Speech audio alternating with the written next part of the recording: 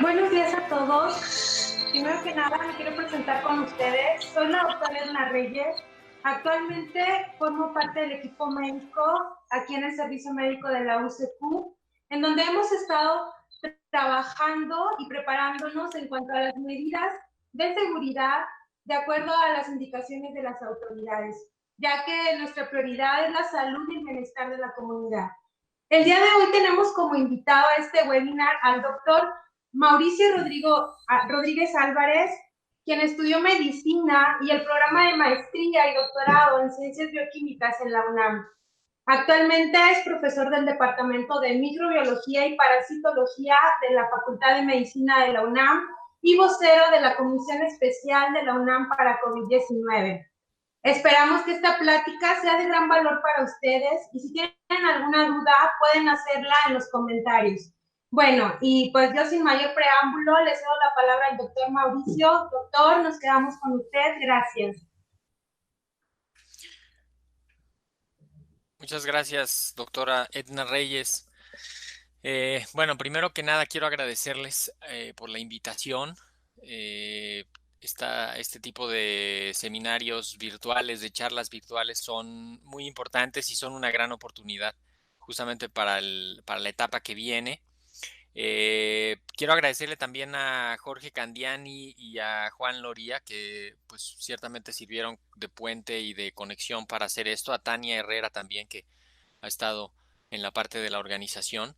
Y básicamente, como estaba en el anuncio, yo les voy a platicar un poco sobre en qué estamos con el asunto del coronavirus y pues hacia dónde vamos, ¿no?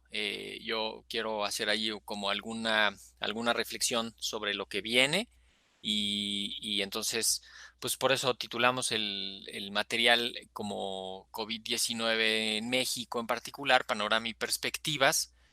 Entonces, pues sin mayor preámbulo voy a irme sobre las láminas.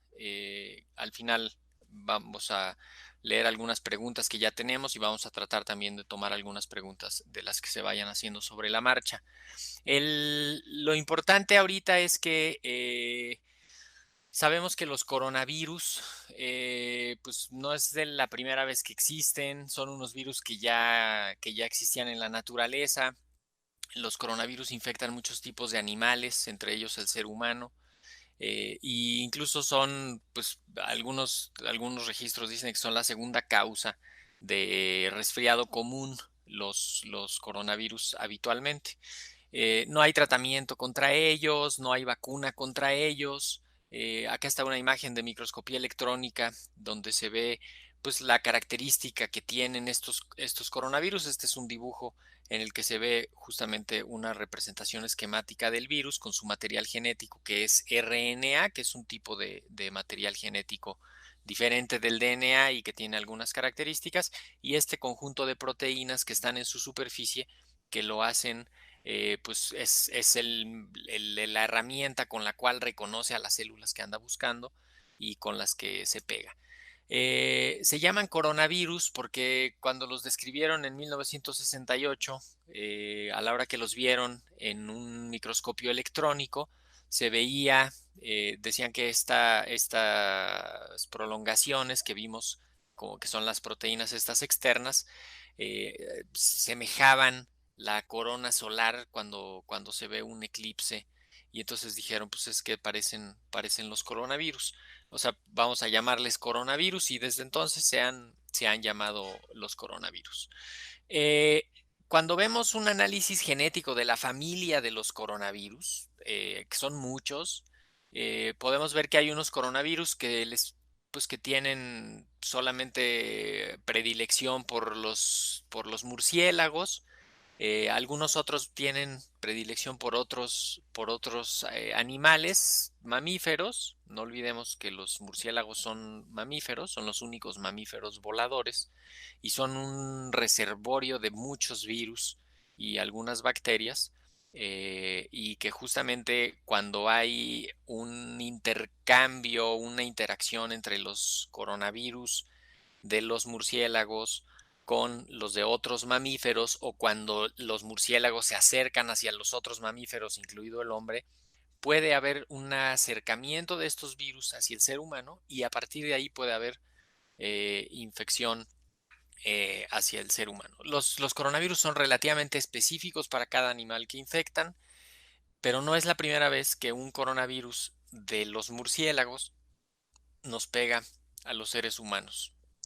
En el año 2002-2003, en China, se produjo un coronavirus nuevo que derivó saltó de las civetas de la palma del Himalaya y unos perros mapaches hacia el ser humano y fue capaz de infectar el ser humano y capaz de crear un brote muy importante con muchos casos, muchas muertes, que se contuvo básicamente con medidas generales.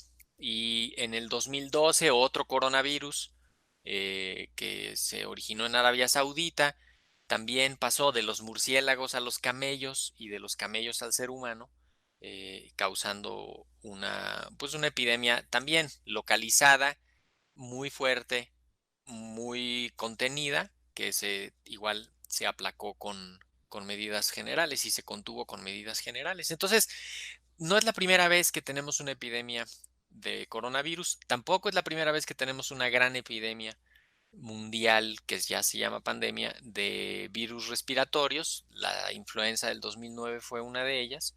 Y quizá, pues, para poner en contexto ahora qué es este coronavirus, dónde empezó, qué onda, cómo empezó, pues rápidamente a manera de repaso, durante el mes de diciembre en China, de diciembre del año pasado en China, se identificaron unos pocos casos de neumonías raras causadas por un virus desconocido que se comenzaron a estudiar de manera sistemática. Hay un protocolo mundial cuando hay una neumonía, un paciente con neumonía y no se sabe qué microorganismo es, se activan una serie de alarmas para irlo buscando. Entonces, a finales del año en China dijeron, pues avisaron que había un grupo de pacientes con este tipo de neumonías. Después comenzaron a detectar más casos y comenzaron a pues hacer su cerrado, su medidas de distanciamiento social, y a avisar y a preparar las herramientas de diagnóstico porque era un virus nuevo. De hecho, aquí es donde se dan cuenta, los primeros días de enero, es donde se dan cuenta que es un virus nuevo, que es un virus hasta entonces inexistente, y comienzan a preparar todo para el diagnóstico, para poder tener forma de diagnosticarlo. Ujú. Y después viene una etapa muy importante en la que ya empezaba la epidemia localmente en la ciudad de Wuhan, en China, y tenían el inicio de un periodo vacacional ahí mismo, a propósito del Año Nuevo chino, y entonces salió mucha gente de la ciudad de Wuhan e hizo un contagiadero importantísimo en la región. Aquí estamos viendo el número de casos, cómo va, cómo va creciendo, y de tal forma que el 30 de enero la Organización Mundial de la Salud ve que es un problema muy importante causado por un patógeno nuevo y entonces emite una declaratoria de emergencia de salud pública de interés internacional.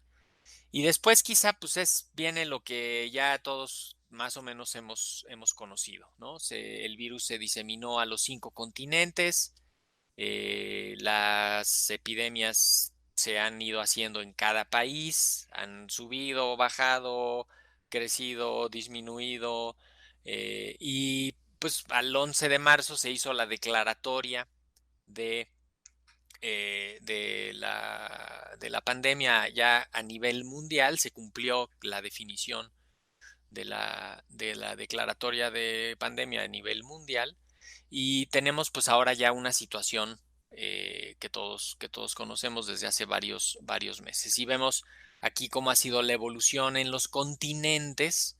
Pues vemos que el primer continente donde comenzó, que fue Asia, que fue pues ahí primero los países vecinos, ya llegó a pues a un nivel como de 2 millones de casos alrededor de todos los países de ahí. Después le siguió el continente europeo, también fue muy importante la epidemia en el continente europeo por la proximidad, por la velocidad con la que llegó, por las características con las que entró ahí. Después, Estados Unidos, básicamente Norteamérica, que depende básicamente de Estados Unidos, y tuvieron también algo pues relativamente parecido a lo de Europa, con una evolución de la epidemia muy rápida, y ahí pues un problema importante que todavía no terminan de resolver. Después la epidemia en Asia, perdón, nos pasamos a las defunciones, me regreso acá. La epidemia en Asia, Europa, Norteamérica, después América del Sur, África, que ahí va poco a poco, pero va subiendo, va subiendo, va subiendo, y Oceanía. Esto es el total de casos, el número de casos acumulados, que pues ya llegamos pues para allá pasamos los 10 millones de casos acumulados. En el número de muertes también ha sido un patrón pues diferente por las características cada una de las epidemias en los continentes. Aquí estoy poniéndoles en términos generales la epidemia de los continentes. En Europa tuvieron un número de muertes muy alto, más o menos rápido, porque la epidemia llegó de golpe, sin poderlos advertir mucho, sin poderse preparar mucho. Tuvieron que cerrar, bueno, se les saturaron los hospitales. Después en Estados Unidos, que ahí va constantemente subiendo, subiendo, subiendo, y en México y en Brasil, Brasil lo cuantifican acá en Sudamérica, pero que más o menos lo llevan ahí. Asia también ha tenido una carga importante de mortalidad, pero no tanta como Europa y América. Y África y Oceanía, que pues quizá África lo que pasa es que tenemos pues pocos datos de África y poca infraestructura para diagnóstico, y seguramente las evaluaciones posteriores lo van a, lo van a ir determinando. El, Ahora, quizá algunos datos relevantes vamos a poder decir, pues lo primero es que, eh, perdón, ahí estamos. ¿Qué enfermedades, no? Ya ahorita, pues ya, yo creo que ya nos hicimos bolas de qué estamos hablando cuando hablamos del coronavirus. No hay que perder de vista que el coronavirus es una enfermedad principalmente respiratoria, aguda, de inicio relativamente pues, súbito, que básicamente se limita en la mayoría de los casos a las vías respiratorias superiores, a la nariz y a la garganta. El diagnóstico se hace por sospecha clínico-epidemiológica. Ahorita vemos algunos detalles y confirmación por laboratorio. Y algunos datos importantes son el periodo de incubación. El periodo de incubación es el tiempo que tarda entre el virus en llegar a la persona y causar enfermedad, ¿sí? Entonces, el periodo de incubación es más o menos todas las enfermedades tienen un periodo de incubación definido. El de esta enfermedad, que él se ha ido analizando porque no se conocía, porque es una enfermedad nueva, se sabe que, pues, que la mayoría de los casos está entre 5 y 7 días, pero damos un intervalo de 14 días para decir que ahí está el periodo de incubación. Si alguien adquiere el virus, en los siguientes 14 días, si le va a dar enfermedad, ahí la vamos a ver. ese es en la gran mayoría de los casos. Por eso las decimos como que la cuarentena de 14 días para, para esto. Y después, algunos casos se ha visto que hasta 27 días, 24 días. Si lo comparamos con otras enfermedades en esta parte de la imagen, el ébola incuba entre 2 y 27 días, 2 y 21 días. El otro coronavirus del MERS entre 2 y 14. El SARS, el primer SARS, que fue el del 2002, 2003, entre 3 y 10 días. El sarampión entre 10 y 14 días. La influenza también entre 4 y 7 días. ¿Cómo es el espectro de la enfermedad? El espectro de la enfermedad, la gran mayoría de los casos van a tener una enfermedad leve, una enfermedad incluso podría ser imperceptible o que digan a poco ya esto fue el coronavirus, ¿no? Que es una enfermedad como tipo catarro, dolor de garganta, dolor de cabeza, eh, alguna molestia respiratoria general, probablemente fiebre, ataque al estado general, una enfermedad más o menos, pues no inespecífica, pero sí que incluso algunos sectores, pues como que la gente piensa que eso no es estar enfermo, ¿no? Nos ha tocado ver gente que dice que la tos que trae, pues que es una tos que sí, o que el dolor de cabeza, sí, sí tenía dolor de cabeza, pero no estoy enfermo, ¿no? Ese tipo de expresiones. Entonces, la gran mayoría de los casos caen aquí y se limitan, se controlan, se pueden superar sin mayor problema. Un porcentaje de los casos se produce enfermedad moderada, generalmente o porque entró mucho virus, o porque se descuidó la persona, ¿sí? O porque está un problema pues agregado, ¿no? Tiene alguna enfermedad previa, tiene una condición de edad, tiene alguna situación. Y después, algunos otros, que ya son menos, se complican precisamente, básicamente por las condiciones de su cuerpo y por la evolución de la enfermedad. O sea, son adultos mayores, personas con enfermedades crónicas, que tuvieron la enfermedad varios días, que no se cuidaron adecuadamente, que no se atendieron adecuadamente y que pues se facilita que se complique la enfermedad y terminan por estar en el espectro de la gravedad. Habitualmente, este 15% son los que se tienen que hospitalizar, los que tienen que ir a buscar atención, ¿no? Estos obviamente incluso podría ser que se lleguen a hospitalizar en las áreas de cuidados críticos y de terapia intensiva, y estos son los que tienen enfermedad moderada, que simplemente se hospitalizan para vigilar que la evolución de su enfermedad sea favorable. Los factores de riesgo, pues ya los hemos ido mencionando varios y ya seguramente los conocen, son ser mayor de 60 años, tener enfermedades previas, ¿no? Enfermedad de los pulmones, del corazón, obesidad, diabetes y esto. ¿Cómo se contagia? También se ha insistido mucho en los medios y en las conferencias y en las informaciones institucionales cómo se contagia.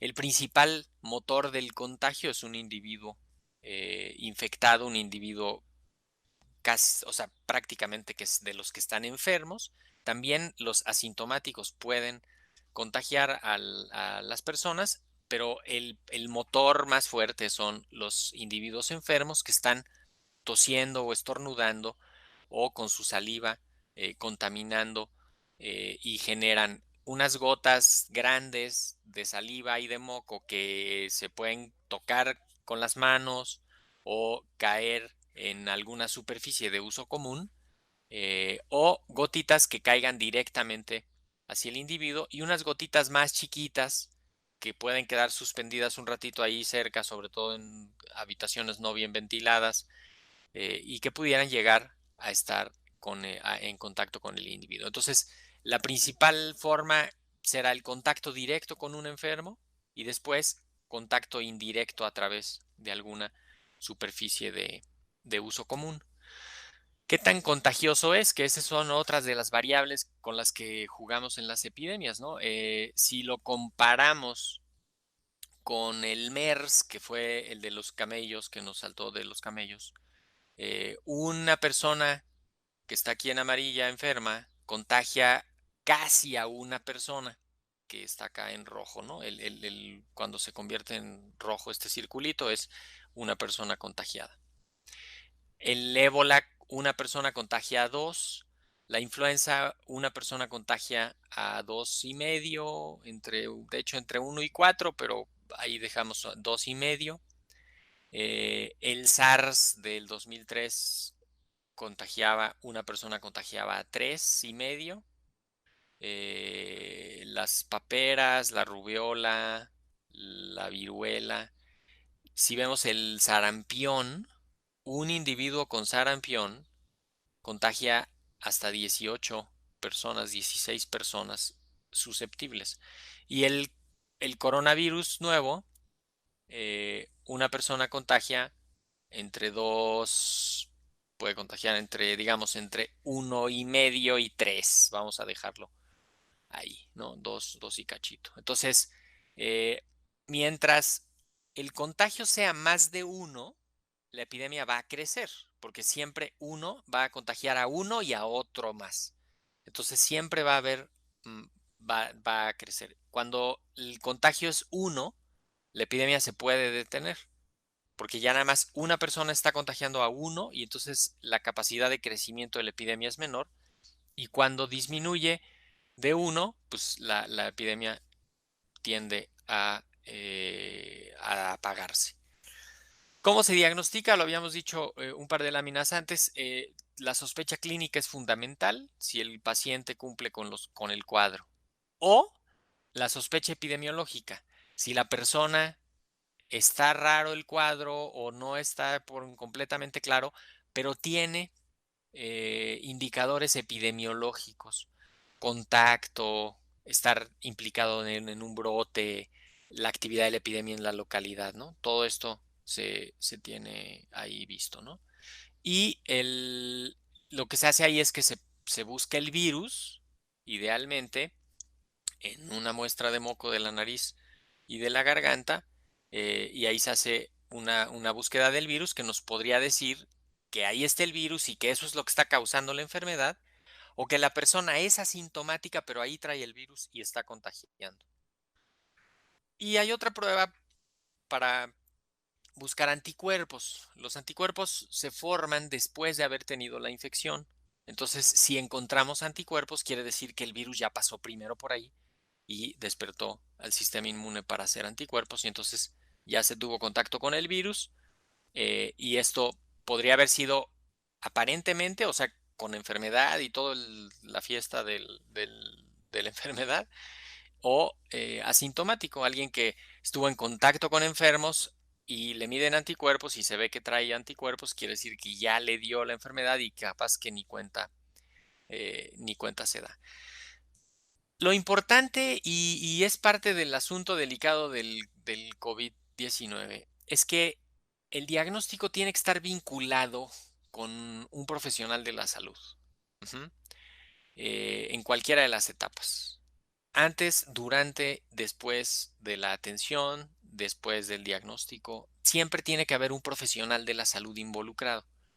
Porque si la gente va y se hace una prueba nada más y no sabe qué hacer con el resultado, o no se hace lo que se debe de hacer con el resultado, pues puede haber brotes, no se va a interrumpir la epidemia, no se le va a dar el manejo adecuado al paciente. Entonces, el diagnóstico se debe de dar en el contexto de la atención médica. ¿Cómo se manejan los pacientes? Pues también pensando en la figura esta de que la mayoría de los casos son leves, y que no requieren mayor atención, pues podemos ver que lo primero es que nos quede bien claro que no hay un tratamiento específico para prevenir, ni para atacar al virus. No hay tampoco un medicamento para fortalecer el sistema inmune, ¿no? Hay que tener medidas generales cuando ya la persona está enferma: reposo, control de temperatura, control del dolor, evitar contagios, vigilar la evolución, evitar complicaciones y hacer un seguimiento de contactos. Estos 3 puntos son fundamentales porque pueden ayudarnos a contener una epidemia, a evitar que un brote se expanda y que haya muchos contagios y a que la persona se complique en el transcurso de su enfermedad. Ahora, me voy un poco hacia los datos de México para que veamos cómo va la epidemia en México, cómo está la epidemia en México. Estos son los datos de ayer en la noche que tenemos. La epidemia en México empezó el 28 de febrero. Ese fue el día que encontraron el primer caso, un caso proveniente de una persona que había viajado a Italia y que a su regreso en Italia justamente estaba la epidemia muy importante en ese momento. Y hasta el día de ayer, en la noche, en México hay un total acumulado de 238.511 casos. Se han, pues, se han descartado otros casi 300.000. Hay 76.000 que están en estudio, que se sospecha que sean. Habrá que esperar su resultado. Casi la mitad van a ser, en los siguientes 4 días, la mitad de estos van a ser confirmados. Se han reportado 29.189 defunciones en todo el país. Ya se han documentado la recuperación, o sea, gente que se cura y que sale de la enfermedad y que ya pasó por ahí, ya no es contagiosa, no está enferma, ya pasó, ya está en otra cosa. 142.500, que son pues un número muy importante. Y siempre nos han estado reportando quienes están en ese periodo activo de 14 días, que es cuando la persona empieza estando enferma, a partir de que, no a partir de que se infectó, sino a partir de que empezaron sus signos y síntomas, y le damos ahí 14 días para decir que durante todos esos 14 días es infeccioso, es contagioso y hay que estarlo vigilando o mientras permanezca hospitalizado. Entonces hay 25.000 personas que pues representan la epidemia activa, ¿sí? Estrictamente el señor que fue el primer caso del 28 de febrero, pues ya ahorita ese señor ya no es parte de la epidemia activa. Ese señor ya se curó, ya está en su casa, y hasta debe de estar cansado de que lo entrevisten y lo tienen. Eh, la proporción afecta un poco más a hombres. Pues la mayoría están siendo pacientes ambulatorios, que está aquí en esta sección del esquema. Las comorbilidades relacionadas con la enfermedad, que son parte fundamental del impacto de la epidemia y de la gravedad del asunto, son hipertensión, obesidad, diabetes y tabaquismo. Y cuando vemos el total de casos acumulados, ¿sí? Vamos viendo la curva de casos aquí en esta línea, y vemos más o menos que la epidemia en México ha llegado a un nivel ya como de estabilidad, ya no está creciendo así tan a lo loco, tan fuerte. Y dependiendo de la zona, podemos ir viendo que la epidemia incluso en algunos lados ya bajó y en otros está subiendo. Y ese es parte justamente del mensaje importante. Si nos concentramos en el estado de Querétaro, pues vemos que el estado de Querétaro tiene 2.000, cuando menos ayer en esta plataforma, que es el tablero que está poniendo la Secretaría Federal, tiene 2.052 casos, y la epidemia activa son 255, que ese es quizás donde hay que estar poniendo el foco. No es 2.050 casos los que están ahí contagiando a todo mundo. No, no, no. 2.050 acumulados, 255 activos.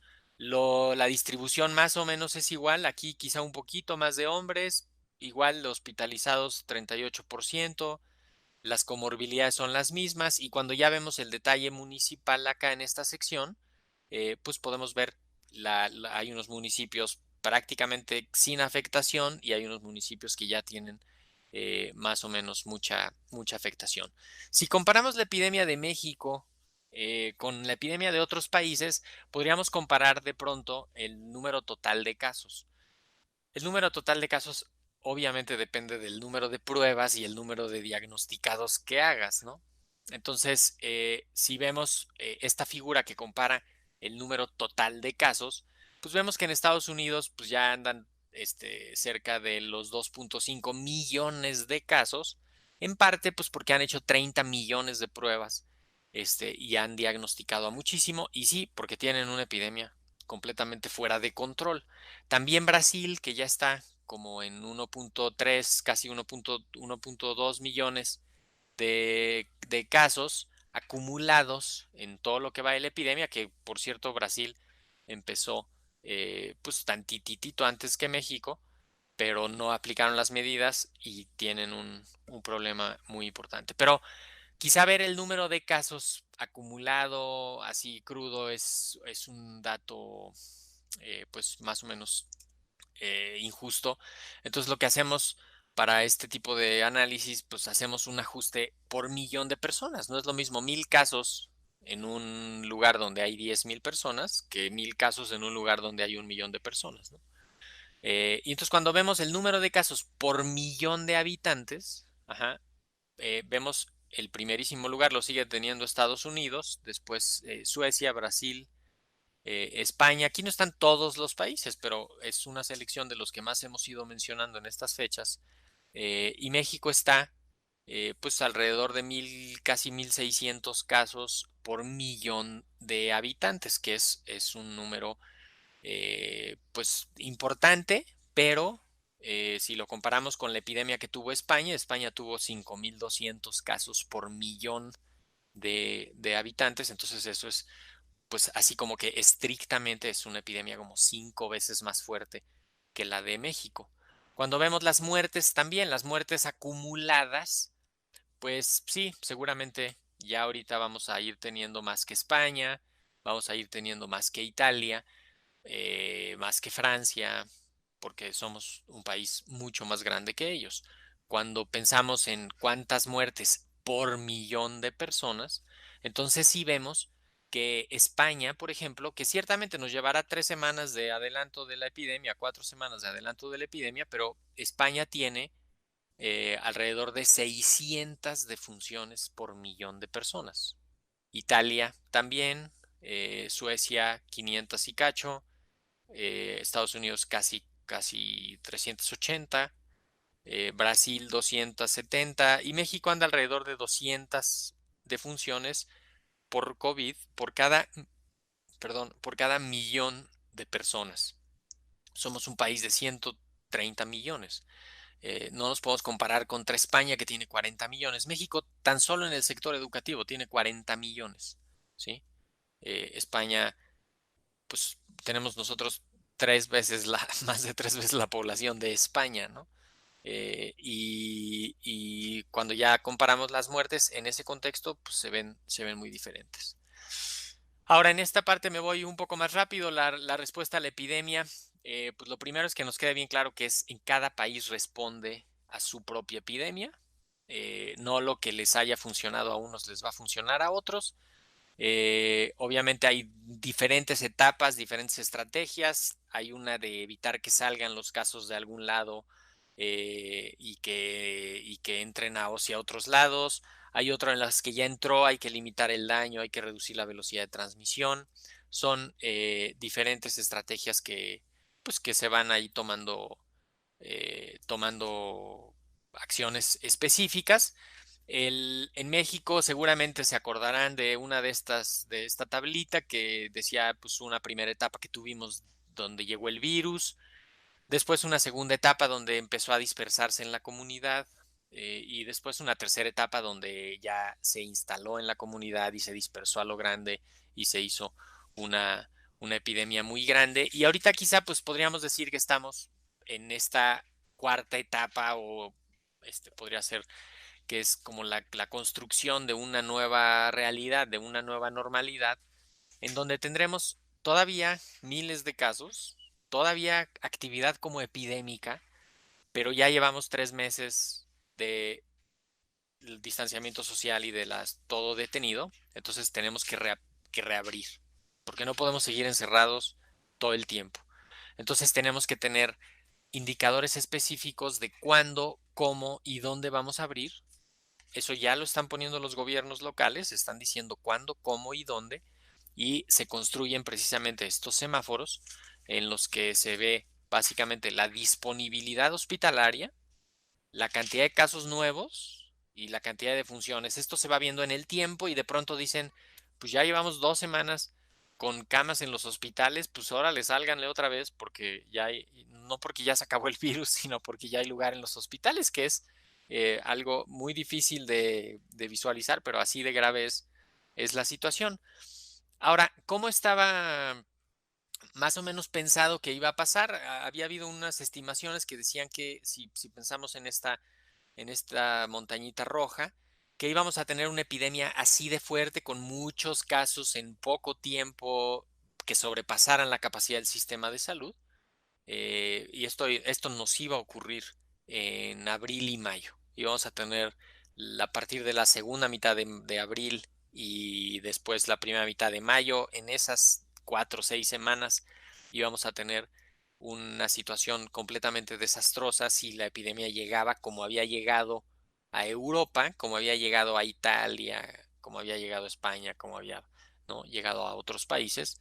Y justamente lo que se hizo en ese momento fue mandar a la sana distancia el 23 de marzo, muy a tiempo, para que los contagios ocurrieran más lento y para que este mismo número de casos se distribuyera en el tiempo y tuviéramos medidas pues de protección que estuvieran por debajo dentro de la capacidad hospitalaria. Esto además se creció la capacidad hospitalaria y se hizo. Entonces, si lo vemos en en una animación, los mismos casos que iban a ocurrir en 4 o 8 semanas, pues estarán ocurriendo en el transcurrir de varios meses, ¿sí?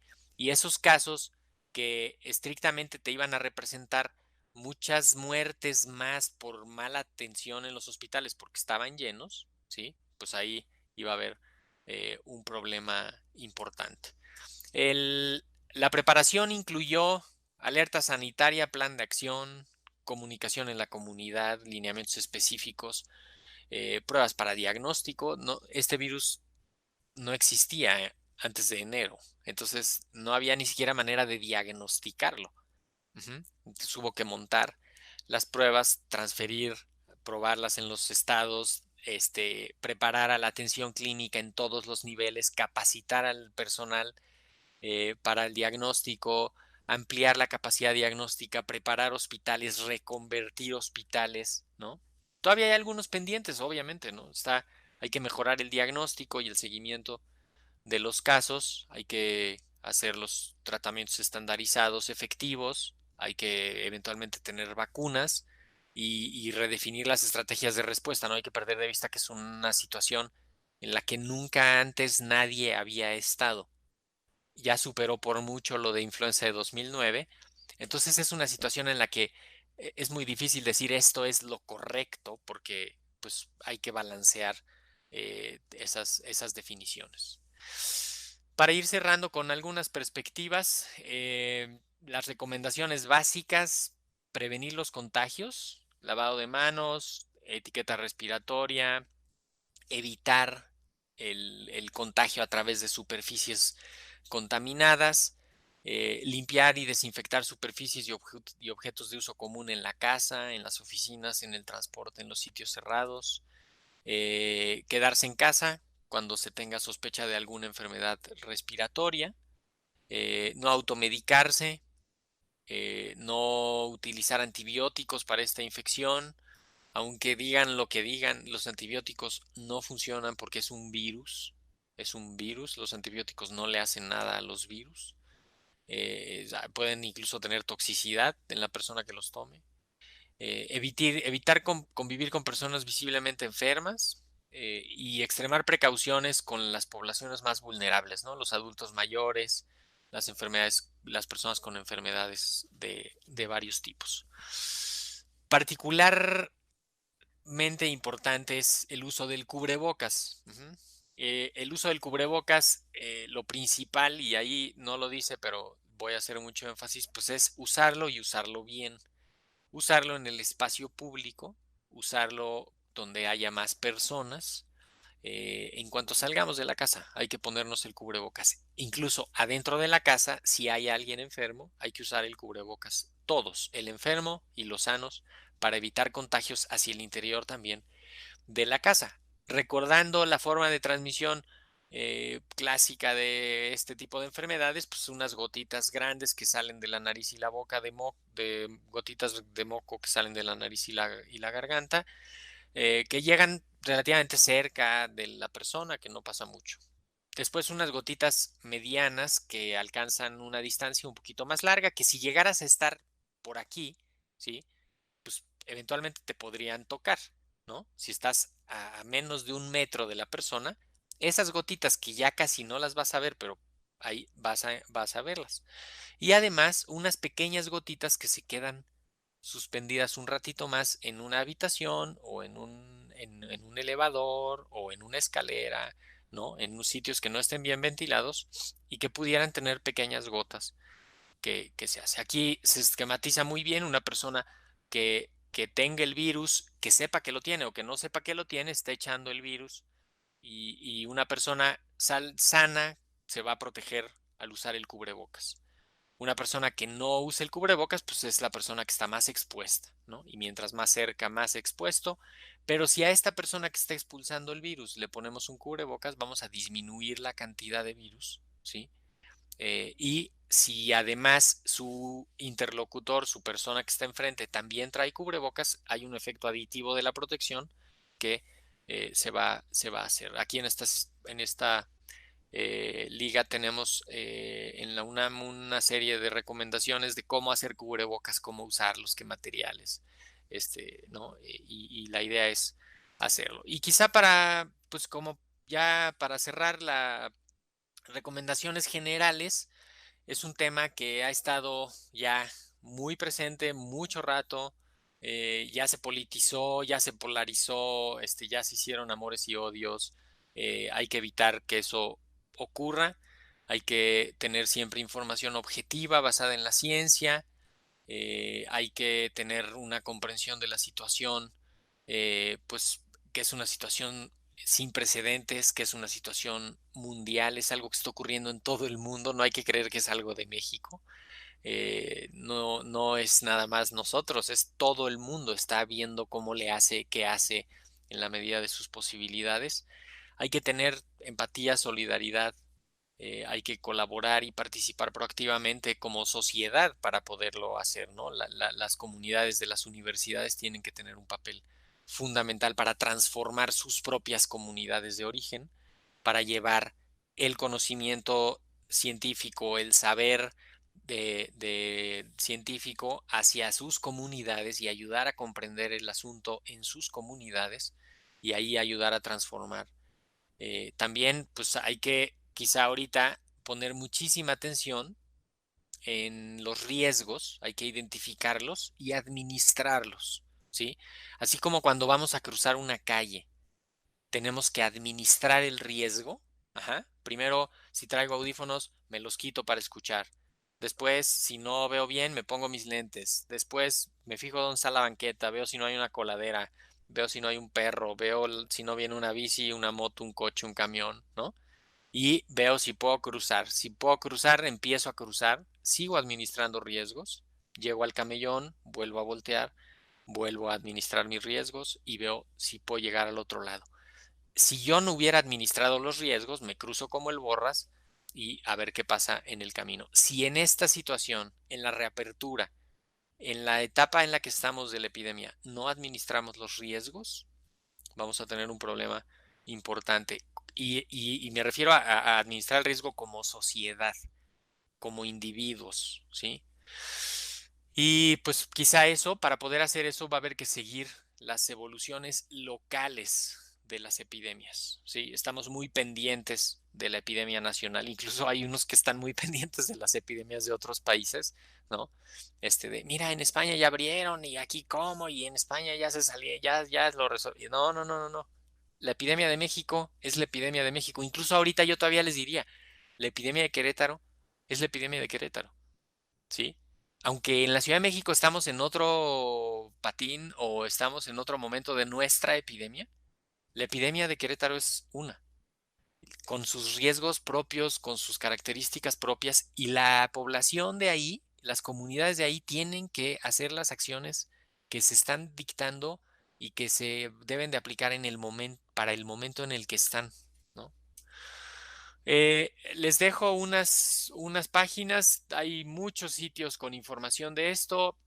Nosotros procuramos pues tener información oficial, confiable, que nos vaya ayudando a seguir esto. Esto pues lo pondremos también en las redes de la universidad de ustedes y en las redes de todos para que vean la información. Y quizá recordar el concepto más relevante, y es que pues las epidemias las vamos a detener en la comunidad. Ahorita ya vimos el impacto muy fuerte, muy positivo que hubo por detener la epidemia, en la llegada de la epidemia fuerte que íbamos a tener, por escondernos en casa, por mantener la sana distancia. Entonces, es fundamental que a partir de esta etapa toda la sociedad sume esfuerzos y estemos preparados para la siguiente, pues para los siguientes días, las siguientes semanas que sin duda van a ser difíciles. Vamos a tener rebrotes, vamos a tener cierres, vamos a volver a abrir, vamos a volver a tener, y eso vamos a tener que aprender a contender con ello. Entonces, esta es la última lámina. Yo voy a eh, dejar de presentar acá y estoy ahora sí ya aquí. No sé si me parece que lo que seguirá pues es revisar algunas de las preguntas. Creo que nos vamos con las preguntas, ¿verdad, doctora Edna? Me imagino que sí. Sí, así es, doctor. Perfecto, pues teníamos algunas preguntas que ya nos habían hecho llegar. Que si el COVID te puede dar dos veces o si después de que te da ya eres inmune. En teoría, si te dio una infección por COVID y esa infección fue suficiente para que tu cuerpo hiciera anticuerpos de calidad y de cantidad suficiente, entonces podríamos decir que ya estás protegido, cuando menos en las siguientes semanas, los siguientes meses, para que no te dé una reinfección. No perdamos de vista que en el mejor de los casos, los primeros enfermos de coronavirus en el mundo, que serán los de enero en China, pues apenas los hemos seguido por 6 meses. Entonces, ahorita no podemos decir si los anticuerpos duran más de 6 meses, porque no hay nadie en el mundo que tenga anticuerpos por más de 6 meses, ¿no? Entonces, ciertamente en la teoría de las enfermedades infecciosas, el que tiene anticuerpos está protegido, pero no nos podemos ahorita confiar porque se ha visto que gente con anticuerpos se vuelve a infectar, y entonces, pues más bien hay que procurar que todos nos sigamos cuidando, ¿no? Los que tengan anticuerpos o los que ya hayan pasado la enfermedad ciertamente están en un escalón de riesgo más, pues, más bajo. También nos preguntan, nos preguntan por acá que qué relación tiene la ivermectina con el COVID-19.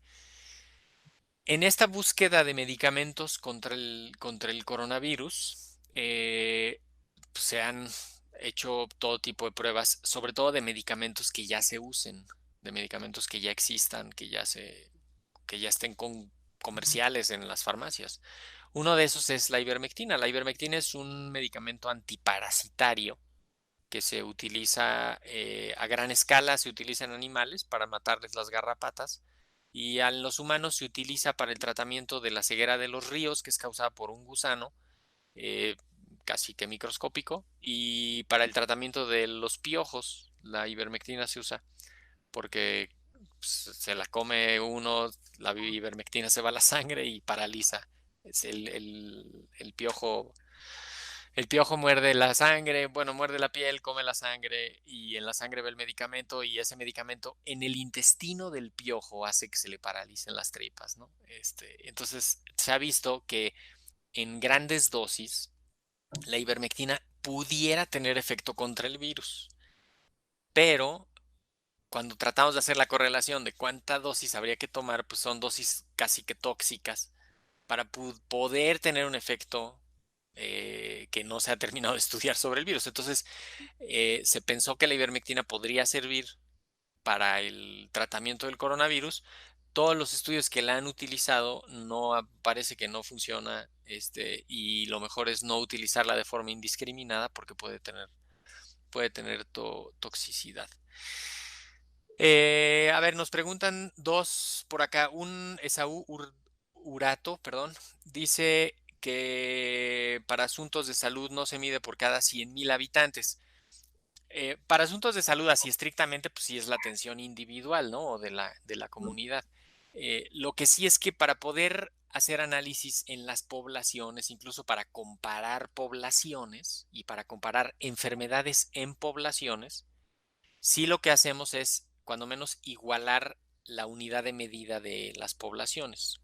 Algunos lo hacen por 1,000, algunos por 10,000, algunos por 100,000, algunos por millón. No importa, porque finalmente con eso ya estamos comparando un fenómeno en poblaciones diferentes. No es lo mismo 1 en 1,000 que 1 en 100,000, ¿sí? Entonces, si yo te digo, en esta comunidad que tiene 100,000 personas, yo tengo 2 casos, pues tengo 2 en 100,000, ¿sí? Si tengo un caso en una población de 1,000, ¿ok? Pues son 10 veces más, ¿no?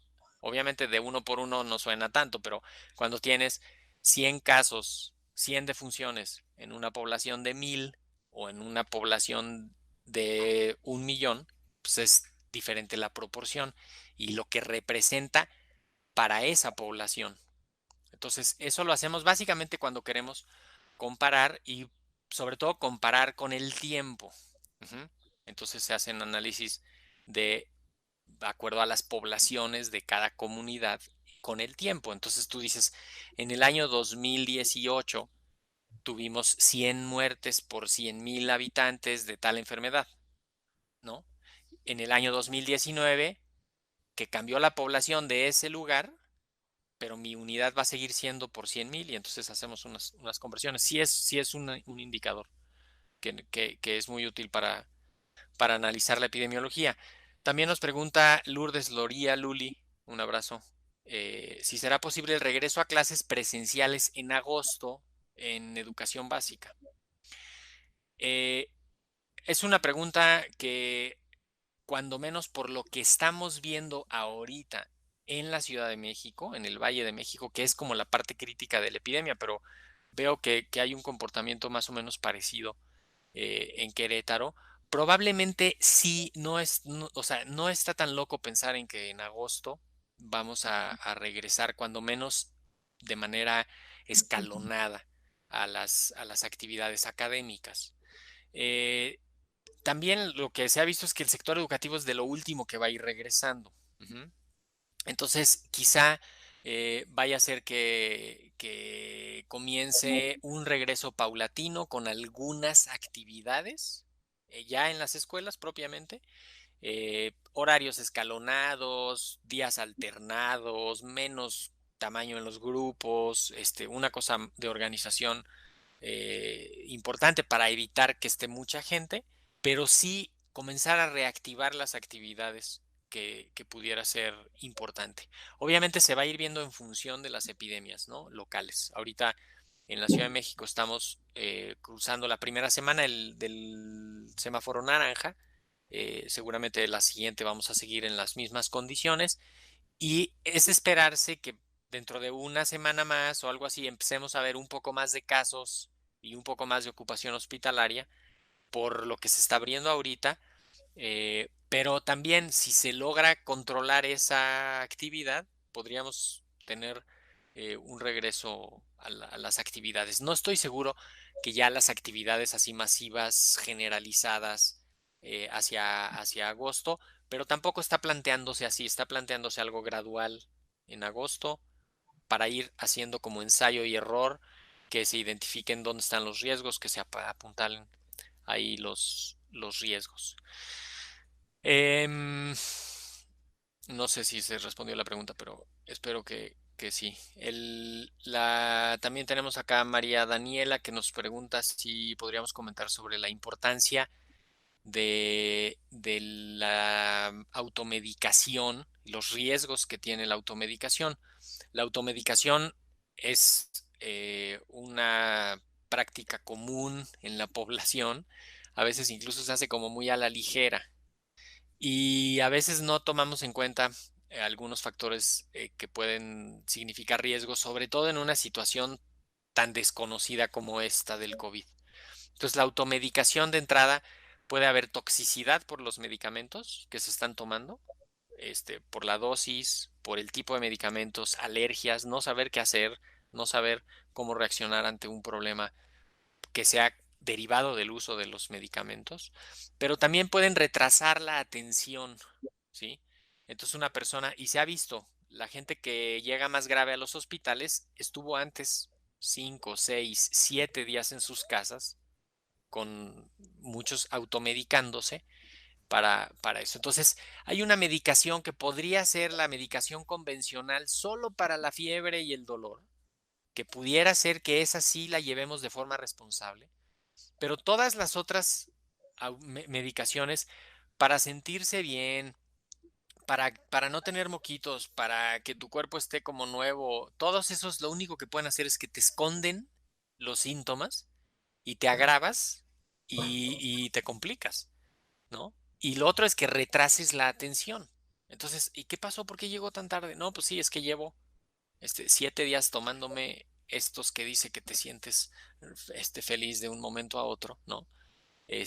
Y eso puede complicar el escenario. También la automedicación, lo que puede pasar es que no te des cuenta y ya llevas varios días mal sin hacer una revisión objetiva de la situación.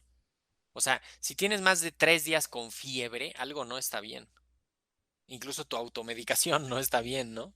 Si tienes 3 días y no mejoras, en 4 días no mejoras, algo está mal.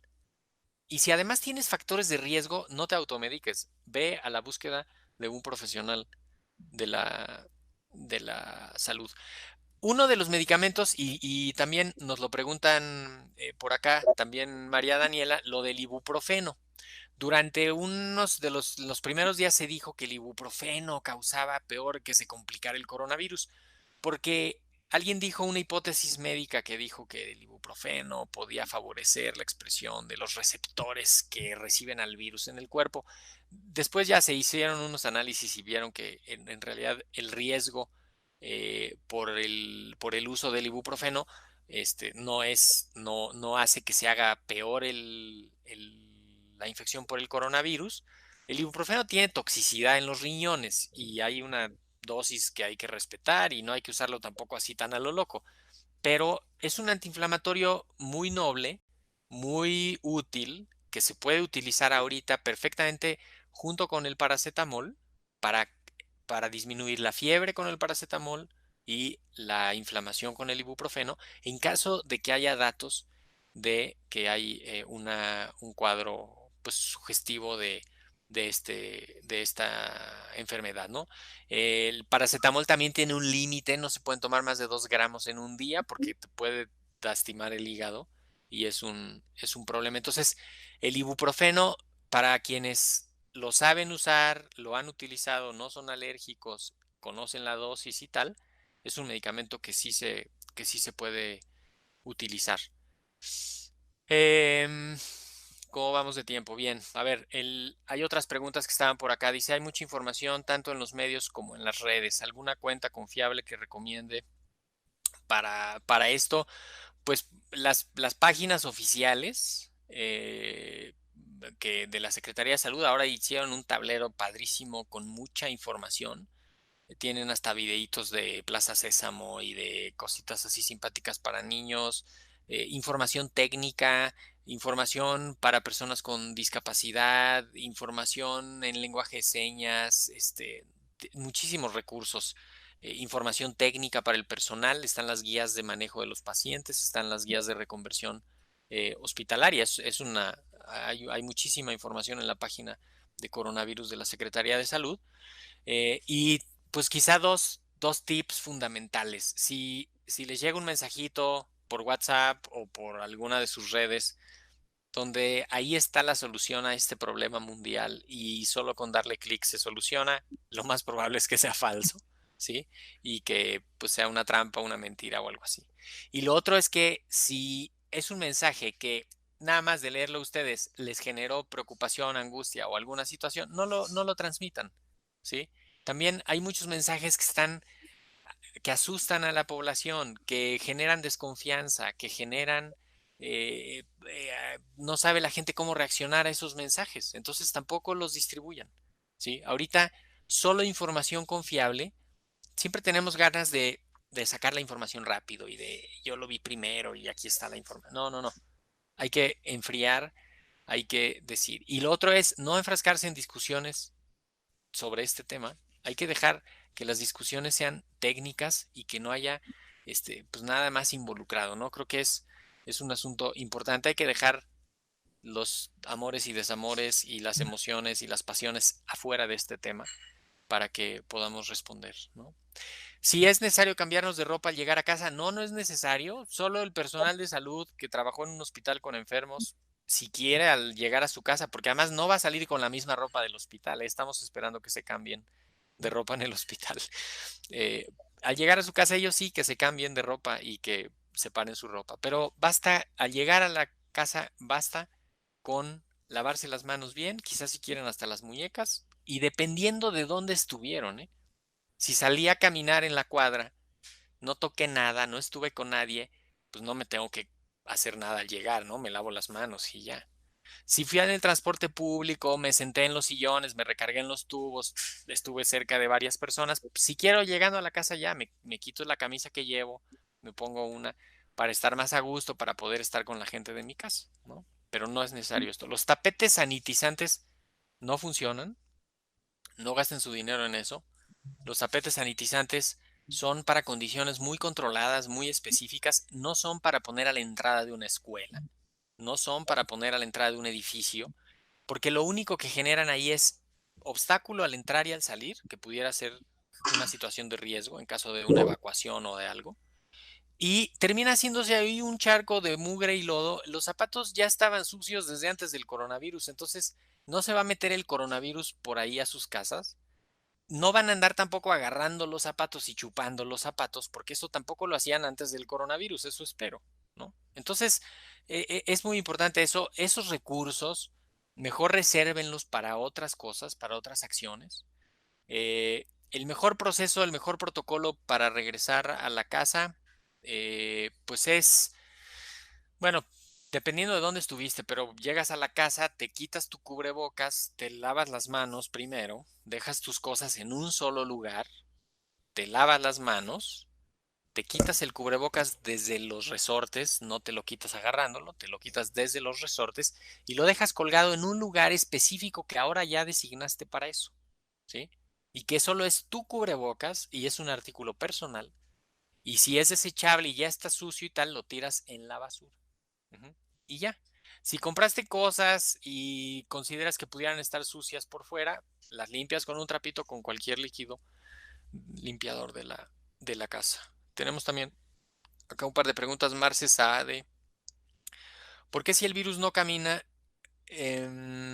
por la cara o el cabello hay que sugerir que se quiten la barba, no usen corbata y que las mujeres usemos el cabello recogido? Eh, A ver, ahí hay un par de asuntos. El del pelo recogido podría ser porque si van a estar en el espacio público y van a estar cerca de otras personas o de algunas superficies que pudieran estar contaminadas, el tubo del camión, el barandal de la escalera, el marco de la puerta, como estar cerca de otras personas, podría ser ahí que hubiera algún contacto y que se ensucie el pelo y después que se agarre en el pelo y ahí ya empieza a cerrarse la transmisión, ¿no? O sea, el virus no se va a meter por ahí, va a estar ahí si lo tocas sucio y luego te vas a agarrar y mientras más suelto a veces traen el pelo, pues más se están tocando toda la cara y toda la cabeza. Igual la barba. La barba les da a veces mucha comezón. El cubrebocas les va a dar más calor. El cubrebocas les va a molestar. Con la barba se van a estar rascando y van a estar acercando sus manos sucias de que estuvieron tocando otras cosas a su boca, a su nariz y a su garganta. Entonces ahí por eso también recomendamos que no tocarnos la boca, la nariz y la garganta y los ojos, perdón, porque tocamos las superficies y luego nos llevamos acá. Seguramente si es alguien de un hospital o un personal, pues los cubrebocas profesionales necesitan sellar bien y las barbas no funcionan para eso. Las barbas tapan el efecto y bloquean el efecto del cubrebocas y no se cumple el cometido de los mismos. Entonces, lo mejor puede ser eso. Ahora, si es una persona que está sola, que no entra en contacto con nadie, ¿no? Que no ha estado enferma y tal, pues podría omitir estos pasos también en función de los riesgos que tiene. Nos pregunta Javier Espinosa si hay una nueva cepa en China con un mayor índice de contagios. Los virus siempre están mutando, es parte de su estrategia biológica. Este virus no le conviene mucho mutar ahorita porque es muy efectivo, así como está ahorita es muy efectivo. Es natural que se vayan acumulando algunas mutaciones. Hasta ahorita lo que se ha encontrado es que las mutaciones que ha tenido en su material genético el virus todavía no son suficientes como para decir que ya es nuevo el que surge. Este virus tiene una forma de corregir las mutaciones y de arreglarlo. Entonces, no hay que ahorita preocuparnos por eso. Una nueva cepa todavía no está completamente definido. Se han encontrado variantes genéticas que no son suficientes para decir que es un nuevo virus, ¿no? Eso también es importante que lo tengamos. Creo que vámonos por acá con una última pregunta. ¿Cuáles son cuáles acciones sirven para evitar el contagio y cuáles son exageración? Esa pregunta creo que con esa podemos cerrar. Las acciones para evitar los contagios, lo primero es identificar quién está enfermo. No andar viendo a los otros, sino voltear hacia el interior de uno y decir estoy sano, estoy enfermo. Cuidarse individualmente, ¿sí? Y evitar contagios. Si el enfermo, el que comienza a estar enfermo, se cuida, se pone un cubrebocas, se aísla y vigila que su enfermedad evolucione bien, con eso empezamos ya a reducir los contagios. Después, las otras personas sanas, ¿cómo van a evitar los contagios? Primero, uso de cubrebocas al salir a la vía pública, en todo momento, incluso al llegar a un lugar con personas extrañas o personas no extrañas porque van a decir, ay, pues es que estos sí los conozco. No, con otras personas diferentes a con las que estás viviendo en tu casa, ¿no? Eh, Cubrebocas, no quitárselo. No tocarse la cara, lavarse las manos, ¿sí? Frecuentemente con agua y con jabón, traer un alcoholito en gel para cualquier situación en la vía pública de estarse limpiando. Y pues quizá con esas medidas podríamos tener una forma. ¿Cuáles son la exageración? Pues ya las hemos ido diciendo. Lo de los tapetes, lo de cambiarse, lo de lavarle las patas al perro al llegar a la casa. Todas esas medidas son exageraciones, te pueden hacer perder energía, ánimo, tiempo, dinero, esfuerzo, te pueden generar otros problemas, le vas a lastimar las patas al perro. Los perros no son para andarles lavando las patas tanto y con químicos menos. Si los zapatos crees que están sucios, pues entrando ponlos ahí en un rincón, pero no es necesario que laves la suela de tus zapatos, te vas a volver loco con eso, ¿no? Hay que también identificar los riesgos y ahí mitigarlos lo más que se pueda. Sí hay algunas estrategias que se están estudiando de medicamentos, sobre todo para los pacientes graves hospitalizados. En la comunidad no es necesario más que controlar la evolución de la enfermedad, evitar su asociación con otras enfermedades y quizá pues una reflexión final de que es un gran momento para cambiar nuestro estilo de vida, para cambiar nuestra forma de vida, incluso como sociedad, para replantearnos algunas cosas que estábamos haciendo mal como sociedad. Hay que tomar mucha agua, hay que comer frutas y verduras, todo lo que nos dijeron nuestras abuelitas, que lo dejamos de hacer porque creíamos que eso era la modernidad, pues no, hay que regresar a eso, porque eso es lo que nos va a permitir tener cuerpos sanos, mentes sanas y hacerle frente a enfermedades como esta que nos agarró nos sorprendió sin esperarlo mucho, y tenemos ahora que hacer unión toda la sociedad para evitar que la siguiente parte de la epidemia sea tan fuerte como hasta ahorita ha sido esta, y seguramente lo vamos a lograr porque hemos salido de situaciones un poco más difíciles. Así que no sé si con esto estamos cerrando, doctora Sí, Edna. No sé quién más ande por ahí. Jorge. y pues agradecemos su tiempo, doctor, y sobre todo esperamos que aquellos que se conectaron se hayan despejado sus dudas. Y bueno, seguimos aquí en contacto y como comentaba el doctor, pues informarnos sobre todo de páginas oficiales, sí, que eso es lo más Sí, importante. Entonces, muchas gracias, doctor Mauricio, por su tiempo y por su información y pues a todos los que nos acompañaron. Que tengan un excelente día. hasta luego.